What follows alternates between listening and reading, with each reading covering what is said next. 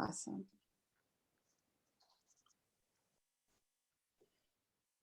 So just so you guys know, I am recording this and I will be sending it out. I'm hoping this will be a conversation for all of us. And so let me start sharing my screen again.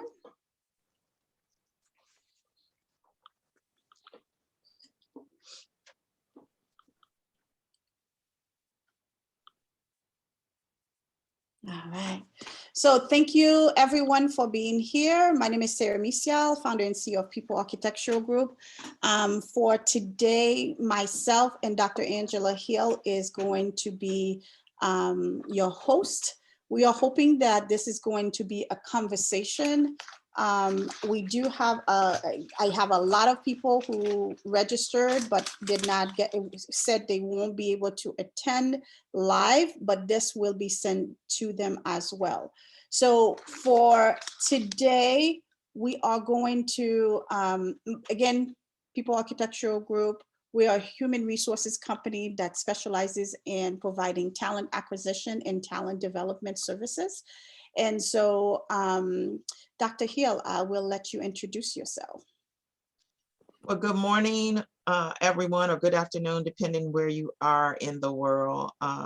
Thanks for allowing me to join you in this conversation, Sarah.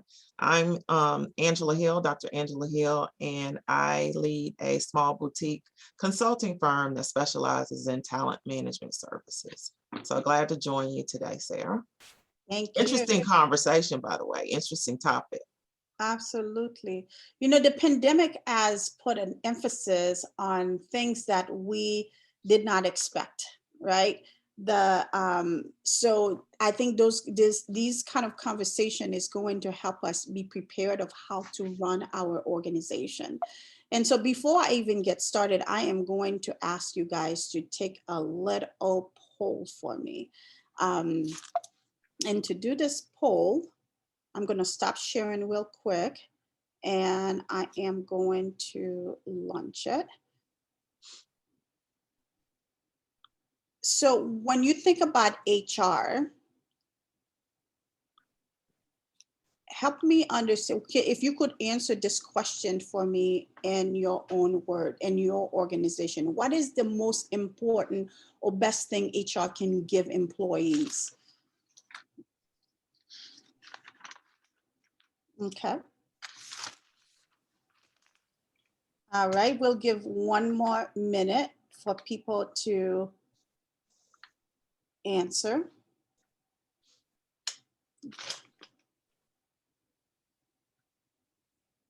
Good.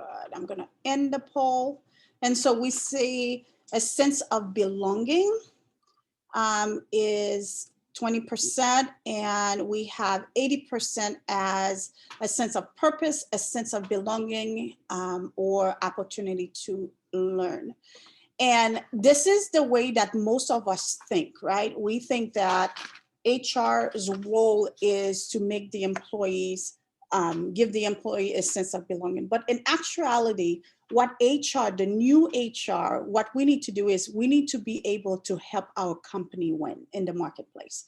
And so in order for us to be able to win in the marketplace, we need to understand what our customers need. We need to know what our employees, what their needs and wants are. We also need to be able to provide them the resources that they need. So go out with the investor, talk to the investor, talk to the employees, talk to the community to come back and say, how can we serve them? So today we are operating in a global world. And so what we're going to do today, we're going to explore some of the trends that we've been seeing in 2020, 2021 and leading to 2022. We are also going to talk about some best in practice action HR professionals can do, can take and the current challenges that we are facing. And we're going to talk about how we can reimagine ways to collaborate with talent and organizations to meet the current emerging needs. So, and again, this is a conversation. I want to hear what's happening in your organization. I want to make sure that we align these things so we can learn from each other and make the hour we are spending together a useful hour. So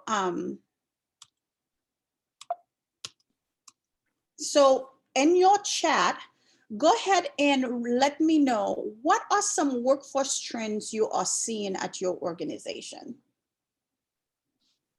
In your chat, go ahead and add some stuff. What are you seeing at your organization? Let me see what are the chat. Are we seeing anything, Sana? Not just yet. I have an eye on it for you too, Sarah. Okay. What awesome. Okay, now we got it coming in.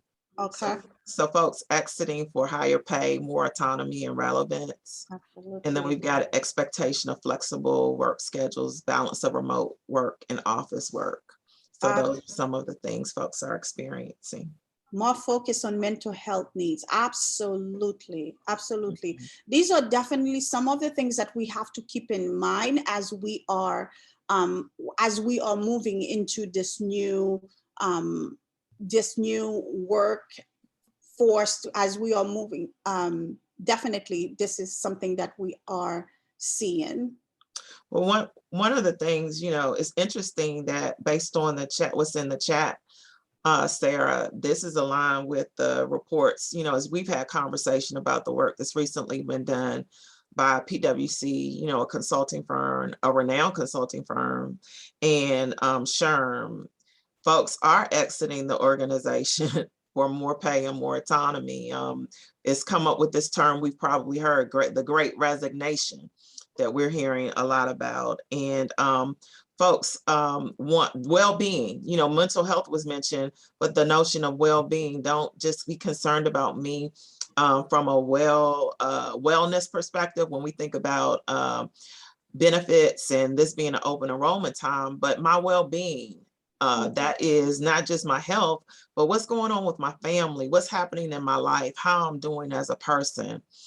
We've got somebody else that just dropped in chat, expanded benefits, so having those benefits that support the whole person, the well-being, that's come up in a lot of the reports. And a couple of things I'll add, and then I'll toss it back over to you, Sarah.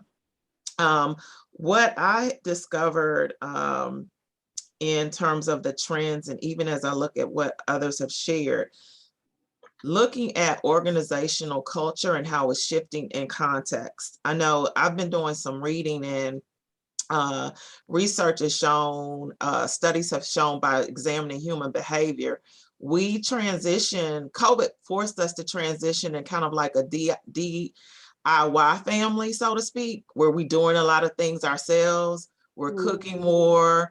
We're doing more things around the home more. And as a result of family coming together, folks have kind of recalibrated, and family has become more important, or other priorities are more important, where that is pushing the desire for greater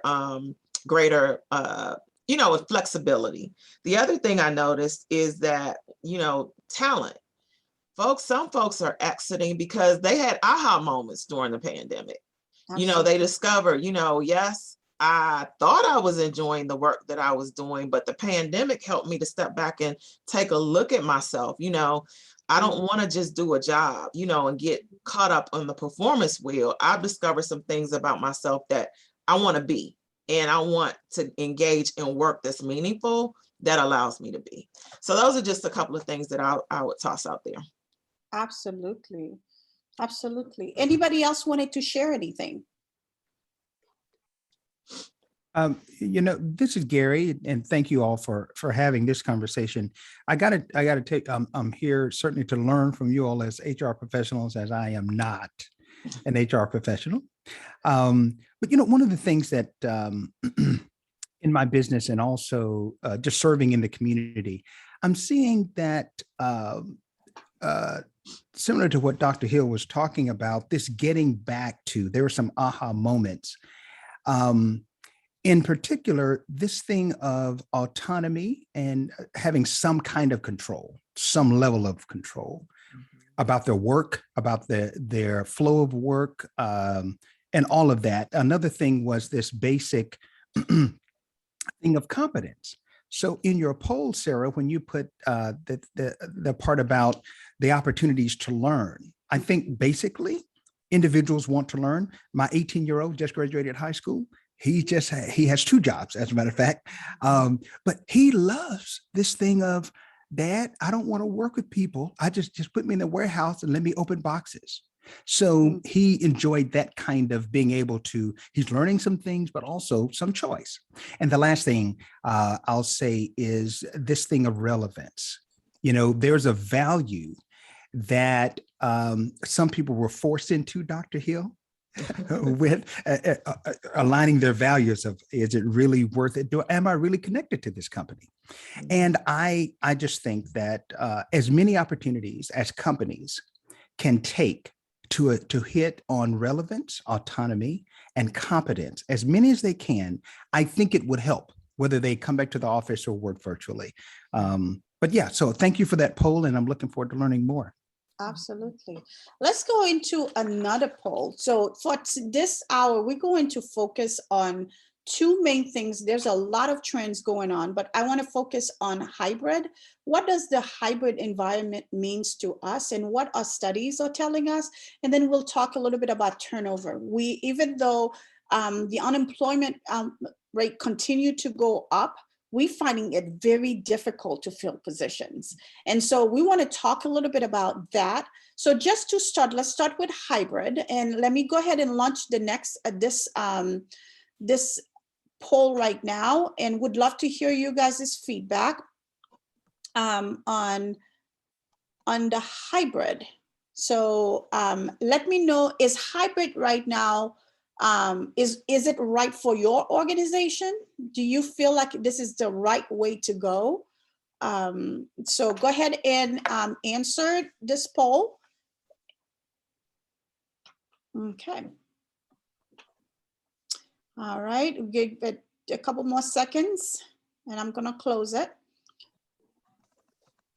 Okay, so we see that 67% of the people on the call said hybrid environment is working for them. And then we have oh my goodness, we have 100%. I don't know how that is, but we have all the digital tools to perform our job wherever we are. That's good. And then we feel disconnected. I don't know, did I share the result with you guys? We see it.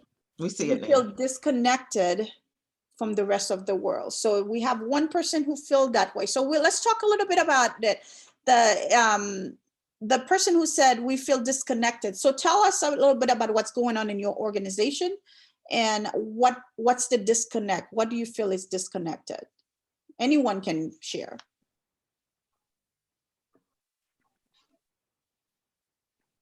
I wasn't the one who selected that, but I will share. We have typically had everyone in the office before COVID, and then with COVID worked entirely from home from March through May. So however many, 16 months, 14 months.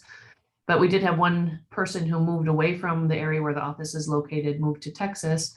And so she's no longer able to interact with us in the hybrid environment where we come together once or twice a week. She's no longer with us. And I definitely can feel a little bit of a disconnect for her from the rest of the team who do see each other, even if it is just once or twice a week in the office. Absolutely, absolutely. Reassessing what works before COVID doesn't work right now. And so it's a real issue. It's a real issue when you're trying to have your team to be inclusive, to be able to work together. Before, if you could just go down the hallway and talk to somebody, now you have to schedule a meeting. You have to make sure that there are other things that are aligned for you to do. So it's real. But in all of that, I'm going to stop this sharing. Sarah, I was just going to add really quick, you know, the example that we heard with the team member that moved away. I have observed in talking to coaching clients and then working within organizations who are geographically dispersed, where that sense of making folks, you know, feel included and connected. That problem has become even a greater challenge now. I can, you know, just reflect on a conversation last week where someone on a team that isn't in the location of the corporate office and is more extroverted, he's trying to figure out, how can I insert myself and express the need to the team that I want to be connected, I want to be in the know, I want to share, I want to have some change. And my challenge to him was, why not be vulnerable in sharing that and letting your team members know, hey, I want to be more connected, even if it's as the sub team and the whole team doesn't come together. I want to be connected. I want to have some level of a personal touch. So for folks where that's their style and they want to be engaged and they want to be connected with people, I think it's very important that we encourage them to kind of let other team members know that's a need that they have. So I just wanted to share that really quick. Absolutely. Well, thank you. Let's talk a little bit about what research are telling us about this workforce insight. You want to share some of the insight, Dr. Hill? Sure. So one of the things that I thought was really interesting about the hybrid work environment, the PwC report, it showed that employee preferences were all over the map. So for example, you would think, when we pay attention to the sound bites from media and even in social media, that the majority would want to work from home. But when we take a look at the report that was done by PwC, there were only 19% that wanted to work all remote. And that was surprising to me. 22% of those in a recent employee survey that they did was that they wanted to have be in the office most of the time. And then 17% wanted a mix of working remote, mostly like 3 days a week. So an insight for me in taking away from this data is that we can't assume, we can't make assumptions about what folks really want. We've got to ask the question, and it's going to vary per organization, and it's going to even vary, I would venture to say, within organizations, within different business unit and functional areas. And the last insight I would share is 21% indicated that the nature of their work does not allow them to work remotely. And I would caution, especially as HR professionals, I think we have a responsibility to call out what could potentially be an area of inequity. And I'll give you an example. When I think of corporate functions that typically are in the office, your IT, your finance, your even HR that are corporately in the office, compared to folks that may be in operations or a call center environment. Call center and operations, they typically don't have a lot of the perks of having a laptop and being able to work at home and having the flexibility. So when you're thinking about a hybrid model, how do you also consider groups like that so you don't have inequities? And I know an organization right now that is really, as they prepare to go back in and re-enter, they're wondering what they're going to do with their call center, because for the last 18 months, call center reps have been working remotely from home, and call handling time has not been impacted. They've still been able to serve customers, but now these agents are being asked to come back in. And the question becomes, why? Why do we have to, based on our roles, come back in if other parts of the business are given the opportunity to work from home? So I think those inequities, where inequities can even be perceived as HR professionals, I think it's upon us to push and have that conversation. Absolutely.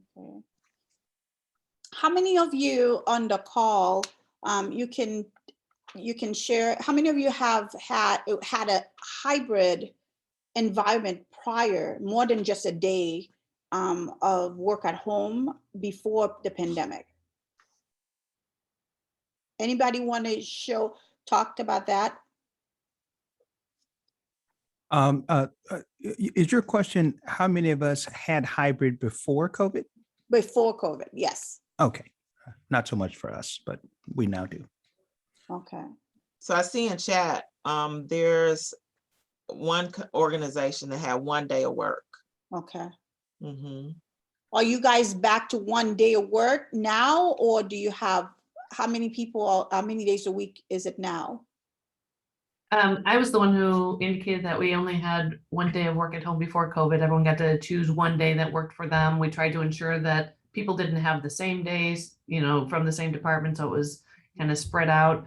And now we actually are the flip, and we have about 1 to 2 days of work in the office, and we try to make sure people who work closely together or who need to collaborate on projects try and plan the same day that they're going to be in the office and be there together. But after working from home for 16 months, having all the digital technology and tools around to be able to do that, I feel like the model has been proven and it does work.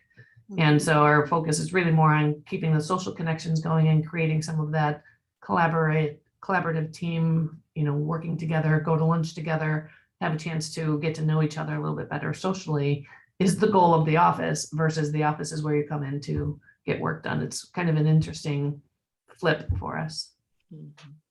Absolutely. So you guys are not seeing productivity is still at high, even though with the hybrid, or are you anybody seeing productivity going down as a result of hybrid?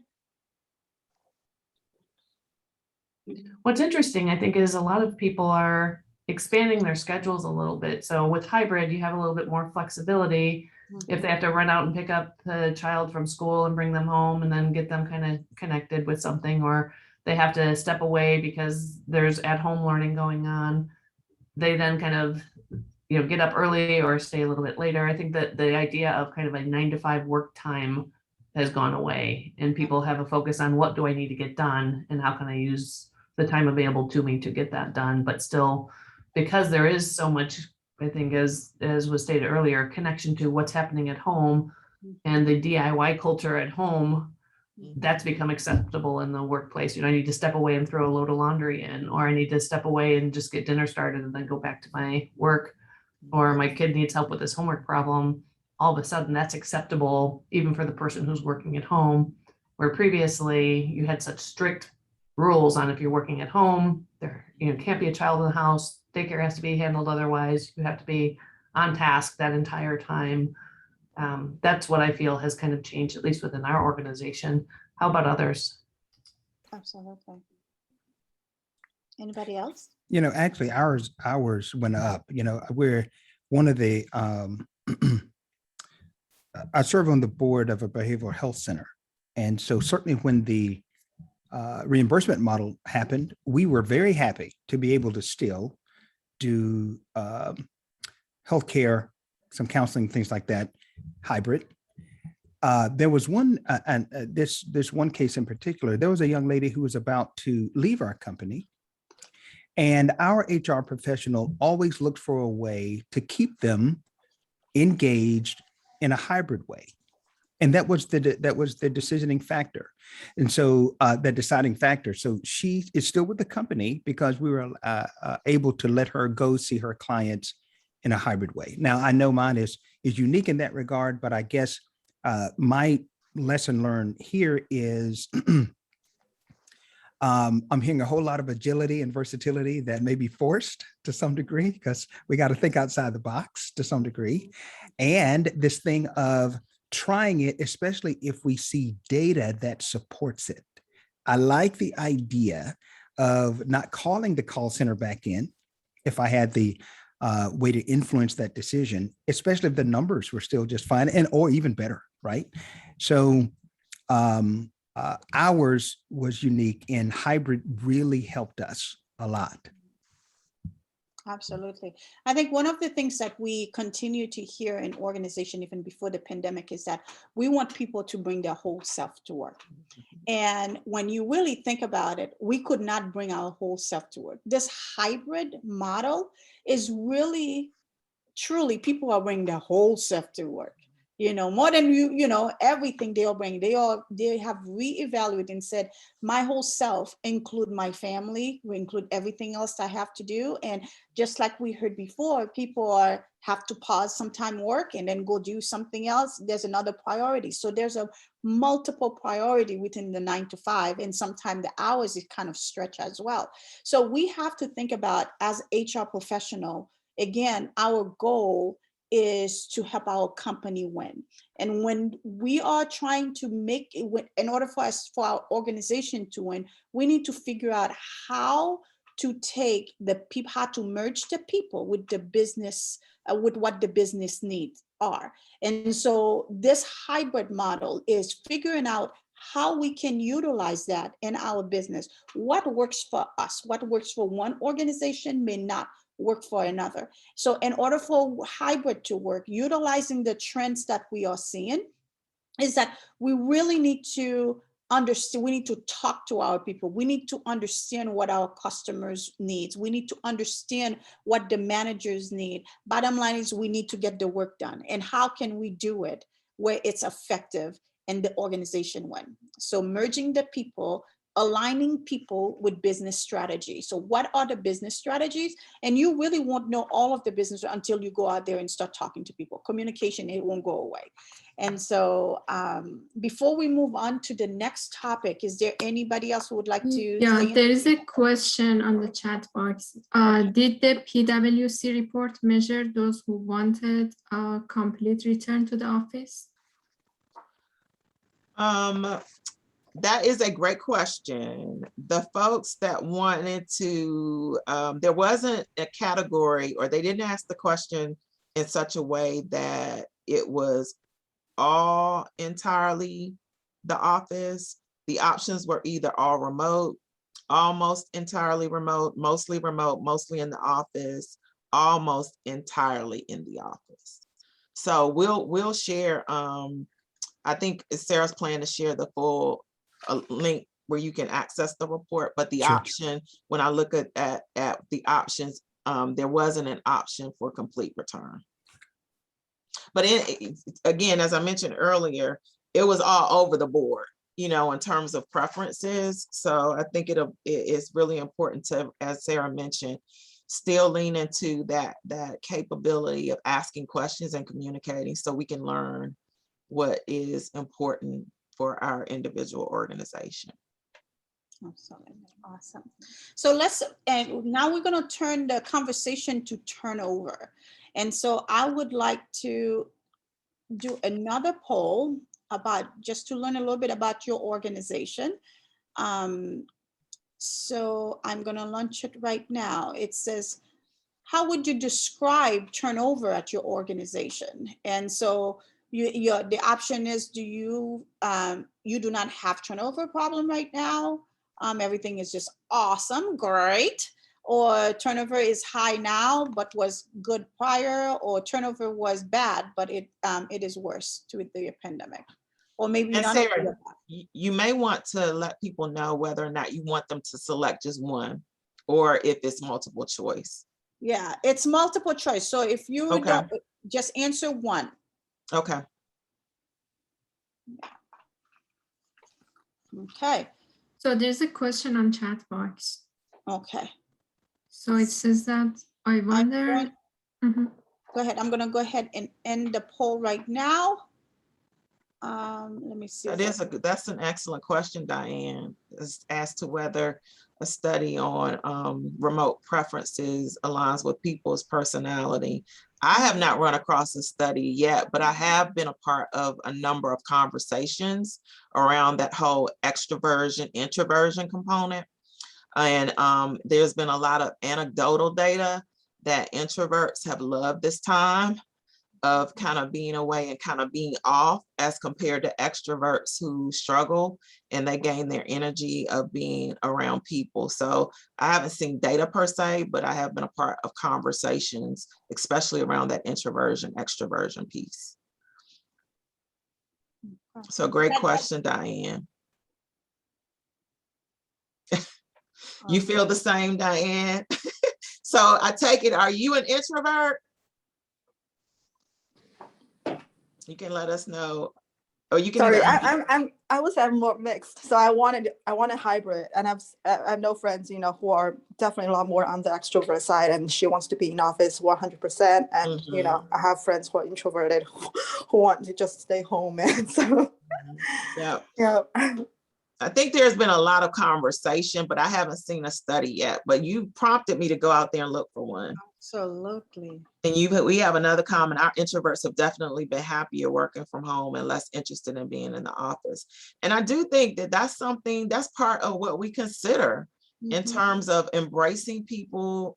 And Sarah mentioned, we have, a lot of organizations would encourage bring your whole self to work.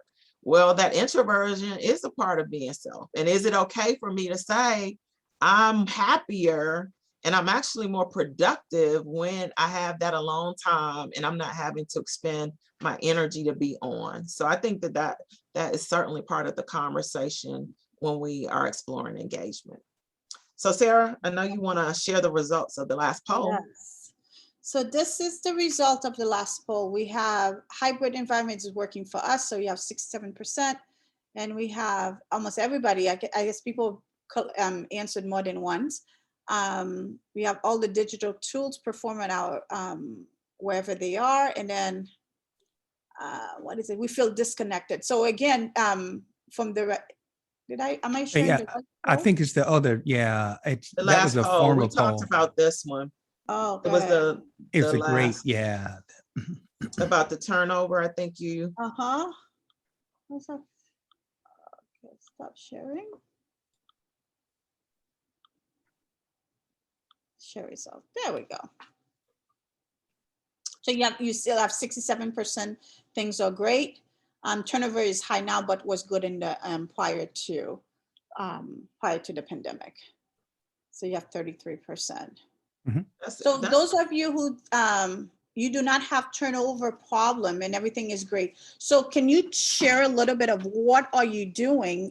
The environment now is totally different before. So what have you done to adapt to this new hybrid environment, or working well for you?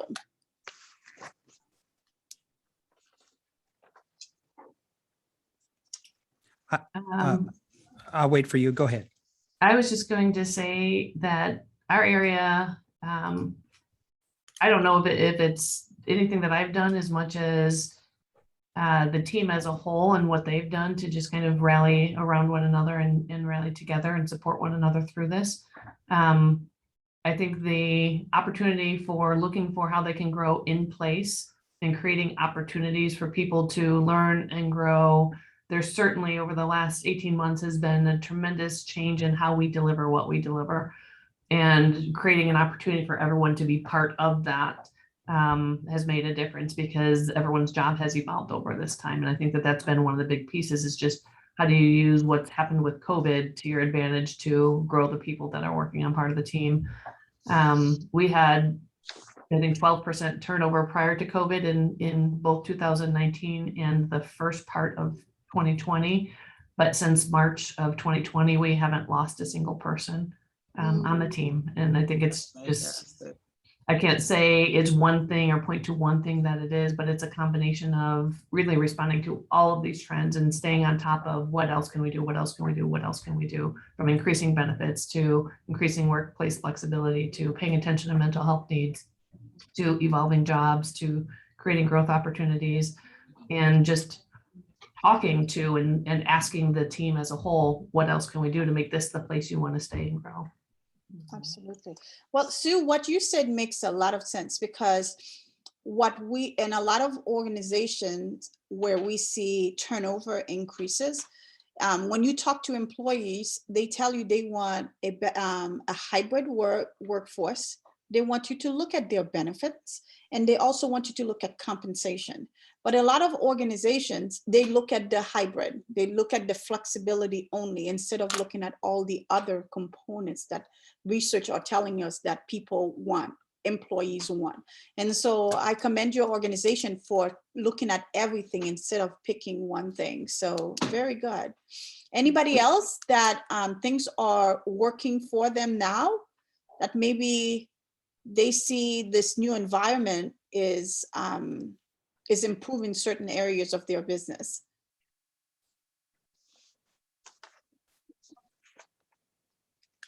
I think you mentioning, Sarah, the pay also is an important piece that we had raises in 2020 and we had raises in 2021. I think a lot of organizations kind of paused everything to feel how things were going, or thinking our members aren't are suffering in terms of their reimbursement or their pay. So we need to reflect that with our team as well. That's not a step that I took. I ensured that we still had raises in 2020 and still had raises in 2021. And with price increases, and we're based in California, the cost of living as a whole, it I think really made a difference that the organization continued investing in their staff members during that time. We didn't fill a lot of open positions, but we didn't let anyone go, and we did still have pay increases. Awesome. So much of the practice that you indicated you are doing within your organization aligns with the PwC report.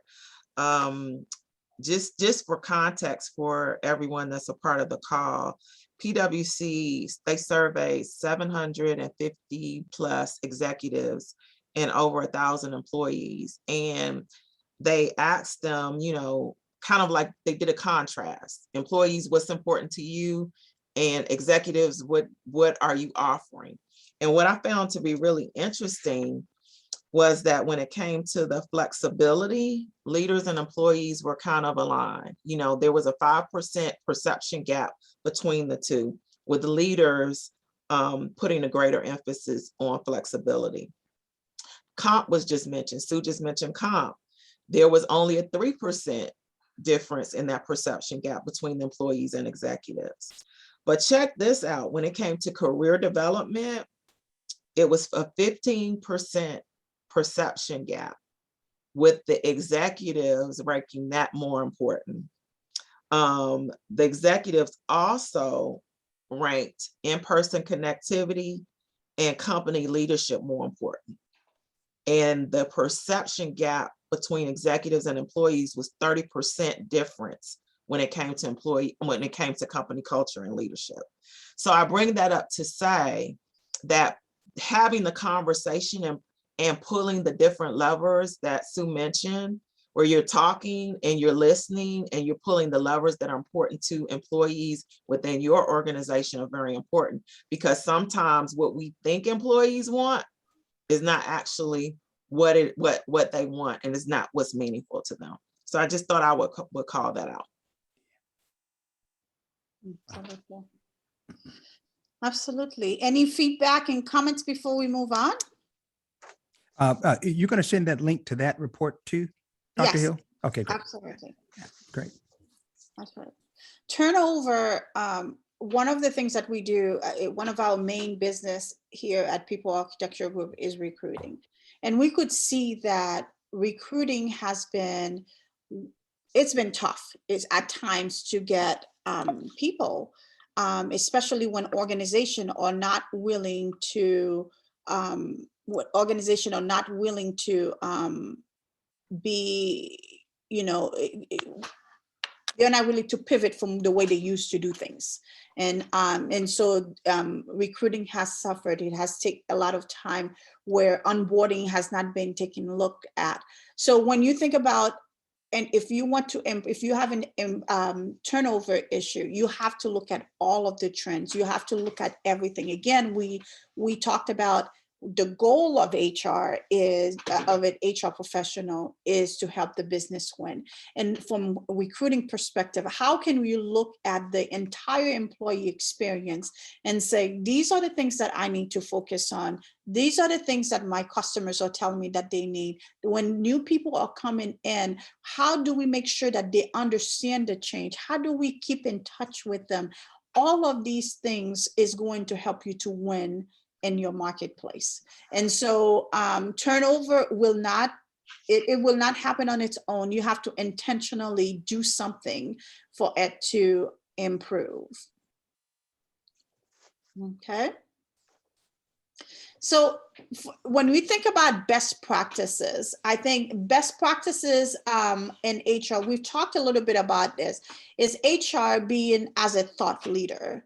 I think if you are going to think about it, with all of these things that are happening in the marketplace, in the workforce, we need to be able to say, how am I helping my organization win? What do I need to do? How do I show up at the table? When I'm at the table, it's not just about HR. Learn the business, and then you can be able to apply the HR principles that you need. How does the people work in there? So again, HR is really utilizing the people and trying to align them to the business so you can win market share for your organization.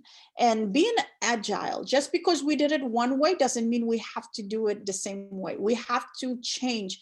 COVID have made a lot of people uncomfortable. COVID have helped people grow so much because they have realized that they need to learn technology. They need to figure out how to automate certain things. So it is very important to the agility and apply empathy too. Things are changing. People are being impacted. Again, we said the entire, we asking people to bring the whole self to work. And what does that mean?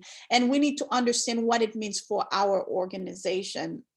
And I think the wider scope is so important too. And saying we are just not understanding what else. We are working in a global workforce now. If you have a position that you post a position, it is open not just to your local people anymore, because most jobs are remote. The entire globe is who you are advertising to. And so what does that mean to your organization? What do you need to do? How do you need to prepare? What do you need to change from a cultural perspective to welcome everyone, because now we are a global world? Do you still want to stay local, or are you open to the globe? So what does that mean? We need to address this. And when you're thinking about best practices, you need to learn what else you need to change within your organization. What do you need to learn for yourself to be able to help your organization? And what skills? And the hybrid is not going to go away. So the hybrid, we really need to understand how to work in a hybrid world view. Want to add anything, Dr. Hill? The only thing I would add, because you've shared just a lot to think about with the questions that you posed around and challenging us with empathy, being agile, being flexible. I would add, and this comes from having sat in a organization and being responsible for leading talent development and talent management, there was a lot of work that I would do around engagement and culture. So I would encourage HR professionals that are on the call, go and tap into your data that gives you a sense of the pulse of the organization. So most of you all are familiar with the Voice of the Employee or something like that, Voice of Employee survey, where your employees have given you insight. And I'll share a link with Sarah that she can share as follow-up with you. You might want to go to Gallup. Gallup has those 12 questions that give us insight around how we can test the level of engagement within the organization, and let that data drive you. Sarah talked about the importance of being that thought leader and coming to the table where you offer solutions, how people can align with the strategy that the business has for the organization. Well, In what ways can your engagement data offer you some insights and perspective around that? So that engagement piece is critically important, in leveraging that data, leading your conversation around the data. I shared with Sarah as we were prepping for this call, I share this story and then I'll toss it back over to you, Sarah. I remember when I started out my HR career in an organization, I worked in a utility organization. So it was with a bunch of engineers. Data was very important, and they schooled me to let me know that it was important to lead the conversations with data and to set it in context as it related to their organization. It required me flexing some muscles that weren't necessarily natural for me. But in doing that, that helped me to better understand business challenges and problems in ways that the partners that I was supporting the way it was important to them. But guess what I got back in turn? As I helped them solve problems, speaking their language, they became the greatest advocates that I could ask for when it came to talent management. So I think it's two ways. We sit at the table as a thought leader and help the business solve their problems, and then they can become the greatest advocates for us in HR with getting the resources that we need to move forward a people agenda. So that's what I would share, Sarah. Absolutely. Well, thank you. So the next thing is we'll talk about three ways to empower yourself in your organization, which some of these things we have shared a little bit before. So for the ways that you can empower yourself in this new workforce is to be less about HR and more about the people. So when I say that is that I've mentioned this before, a good HR folks engage in the dialogue. So talk to your people. Looking back in my career, I've seen opportunities that I've lost, but where you are not at the table, or if you're at the table, you are, you all about HR. And I would say kind of step back into that, step back a little bit and learn the business unit, learn the business of your partners and understand it. Then once you understand their needs, you're in a dialogue with them, you can think about what are the HR implications. How can you bring the HR services to help them win? And so I think this is less about when you are at the table, trying to be less about HR. It's not about what the HR stuff, but how can I help the business? What is the business? What is the business goal right there? And then I would say the wider scope. And when you think about the wider scope, you need to gather information, understanding all who are involved. What is it that they need? What do they need of the service that you provide, your organization provide? And so talking to the internal stakeholders, you're talking to employees, you're talking to the managers. And when you have the opportunity, talk to the investor, the board, and anyone that you can talk to, and in the community, understand their needs. And so that's the wider scope, and be an activist. And I think this one is, it's very important. You should take a point of view, be less about HR again, but more about the business. Understand that your goal is to help align the people that are within your organization, who are the most valuable asset the organization have to the business. And so how are you aligning them? How you are showing up for them? And I think showing up for them is, even a webinar like this, is filling yourself with information, understanding what others are doing, and then you can go back to your organization and say, these are the best practices I'm hearing, these are the trend, reading and getting all of these information and bring it back to your organization.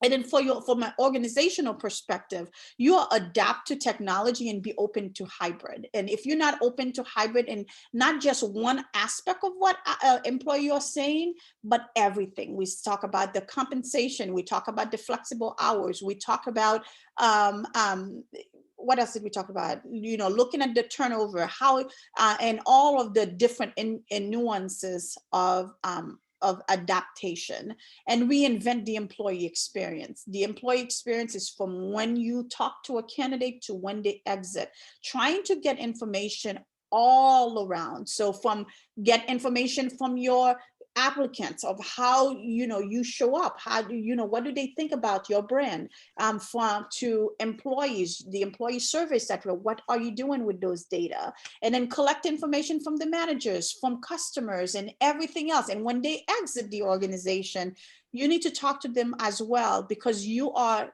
building an organization for those who stay, those who will come. You want to know what the employees who are exiting, why they left the organization. And we think in onboarding process, how do you onboard in the hybrid environment? Any feedback and comment on those? Want to add anything, Dr. Hill? You've covered it, Sarah. The only thing I would add is I would challenge those who are on the call, when you have an opportunity to take a look at the data that Sarah will share, look at it through the lens of your organization, and how might those insights be applicable to get your organization to think about how to adapt, how to enhance the employee experience and your onboarding experience. So make the data practical as it relates to your organization. I think Sue, we hear and see you in chat. You've added EAP and the HR professional on your team, and you learn how to use it for a family during COVID. Absolutely. So making it applicable, making those benefits applicable. So after making it applicable, it looks like that employee educated the team. So made it normal that asking for help and support was okay. She was also an advocate for how we handle digital reimbursement. So getting out there and modeling the behavior that we like to see and trying it ourselves. And Sue, I think your comment speaks to being vulnerable as well, to be able to step back and say, okay, I've been challenged in this environment too, and this is what I've done. This is how I've reached out. This is where I've gotten support. And this is what I've experienced as a result of that. So thank you for highlighting that, Sue. Those are great insights and comments that you share with us. Absolutely, absolutely. So everything you learn, try to figure out what does it mean to your organization. And that's how you bring value. That's how you say this hour was worth it, and everything that you read is worth it. What else somebody else is doing, and how can I bring it to my organization? Or does it make sense to bring it back to my organization? All right. So again, I for think everything, when we look at hype again. So nice. I think Gary wanted to say something. Oh, please I go. think he had a comment. And it's just that if I look at the three ways to empower yourself, the wider scope is the one that resonates most now, mainly because a lot of people were thrown into COVID and had to figure out different ways to do things, right? Had to take lessons learned from a manufacturing industry and applied in healthcare, and that age-old kind of things that have been happening. So the wider scope resonates most with me now, because we're still not out of it yet, right? We're still talking about, do I get the booster? Do I not get the booster? Is a mandate mandated or not? All those kind of things. And the one that resonates with me most now under your organization is to reinvent the employee experience. And my thing would let them do it. Yeah. Here's your experience. I want you to create it like you really would.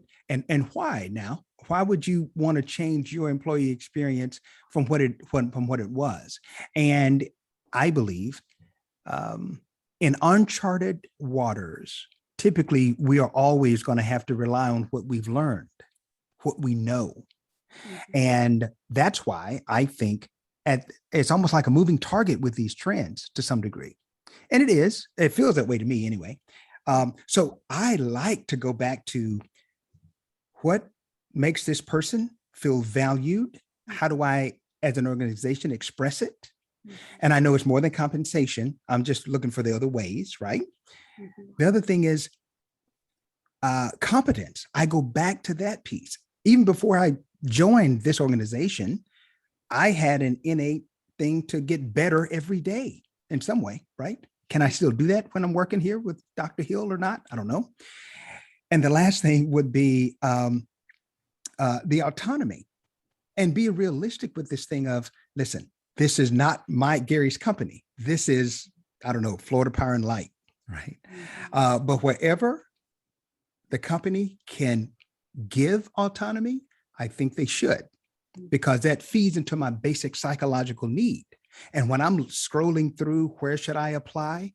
I'm looking for this thing that might hit at least on some degree on all three of those basic psychological needs. But yeah, thank you for those. Those are really good. Those are good starting places for me. Absolutely. I think the reinventing the employee experience is so powerful, because when you think about it, we have to redesign it, because what we know was not the hybrid world. We need to understand that new journey that employees are on and measure the virtual experience, the collaboration, the work-life balance. We need to have some data on those and understanding how our people are doing, how are they connecting? How are they collaborating together? Because that's what's going to make our employee experience work for us, right? So there's data out there, but we need to understand how they feel and make sure that we redesign something that makes sense for us so we can win in the marketplace. Okay. So if you guys like anything that I've said today, I would love to give you the opportunity. I would love to talk to you guys and understand your organization and see if you're available or interested. I have a free assessment that we offered here at People Architectural Group. And this is an assessment of a value of $2,000, but we will do it for you. What you would need to do is go on our website, people2group.com, and schedule some time. Right on the main page, you will see that you can book a call with us. And so we can talk about, we can assess give you some feedback on your own onboarding plan or your recruiting processes and your hybrid, to make sure that you are setting your organization up to win in the marketplace. I think there's a question that popped up. Yes. Sue, it looks like you have a question around new survey tools. Yes, I was just wondering if there are new tools that you guys are aware of. I've always used Gallup to kind of measure and monitor employee satisfaction, but wondering with the evolution of the workplace, the issues that we're facing now and how things have evolved just over the last 18 months, are there new employee surveys that we should be considering or using? Actually, there are a tool that I'm utilizing to assess from the hybrid world. It's from PI Predictive Index that we partner with. So this is something that we have specifically to help assess when we talk about assessing the hybrid world. Are you doing what you need to do? So yes, there are some, I know Predictive Index have some stuff out there. And the only thing I would add with that, Sue, is when I in prepping for today's discussion, I went out to Gallup's site and I found that the 12 questions that are kind of like that baseline for a lot of engagement surveys, they offer some insights that are relevant to today. So you might want to, and I'll share that link with Sarah as well, just in terms of a baseline, kind of comparing what questions you ask, that may give you some things that you want to lean up, some questions that you might want to lean into. Thank you. So just as we wrap up, oh goodness. As we wrap up, I want to make sure if there's any questions from anyone.